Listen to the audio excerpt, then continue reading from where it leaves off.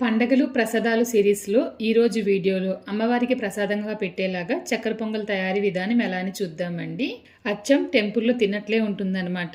ఇంకా దీని తయారీ కోసం అయితే ఫ్రై ప్యాన్ పెట్టి దాంట్లో పెసరపప్పు వేసి తక్కువ మంటలో బాగా ఫ్రై చేయాలండి. ఈ విధంగా కలర్ మారిన తర్వాత కడిగేసి పక్కన పెట్టండి. ఇప్పుడు ప్రెషర్ కుక్కర్లో కడిగిన బియ్యం వేస్తున్నాను, కడిగిన పెసరపప్పు వేస్తున్నాను. 3 కప్పులు వాటర్ వేసి ఒకసారి బాగా కలిపి మూత పెట్టి చిన్న బర్నర్లో హై ఫ్లేమ్లో 2 నుంచి 3 విజిల్స్ రానివ్వండి. ప్రెషర్ అంతా పోయిన తర్వాత మూత తీసి ఇప్పుడు దీంట్లో బెల్లం వేస్తున్నాను. తరువాత 3/4 కప్పు పంచదార వేస్తున్నాను. వేసిన తర్వాత ఒకసారి బాగా కలిపి ఒక పక్కన దీన్ని ఉడకనివ్వండి. మీరు కావాలనుకుంటే కనుక ఈ బెల్లం పంచదార పాకం కింద పట్టి కూడా ఈ అన్నంలో వేసి కలుపుకోవచ్చు అనమాట. అది ఉడికేలోపు ఫ్రై ప్యాన్లో నెయ్యి వేసి నెయ్యి బాగా మరిగిన తర్వాత సన్నగా తరిగిన కొబ్బరికాయ ముక్కలు వేసి బాగా ఫ్రై చేయాలి.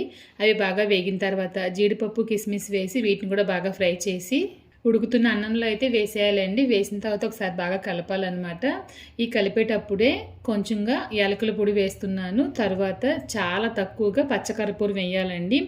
ఈ విధంగా పచ్చకర్పూరం వేసినప్పుడే టెంపుల్ స్టైల్ మనకి టేస్ట్ అనేది ఖచ్చితంగా ఉంటుందన్నమాట. చాలా చాలా తక్కువగా అయితే వేయండి, ఎక్కువైతే వేయొద్దు. ఇంకా బాగా కలిపేశారంటే ఎంతో టేస్టీగా టెంపుల్ స్టైల్లో చక్కెర పొంగల్ తయారైపోయింది. మీరు కూడా ట్రై చేయండి ఒకసారి.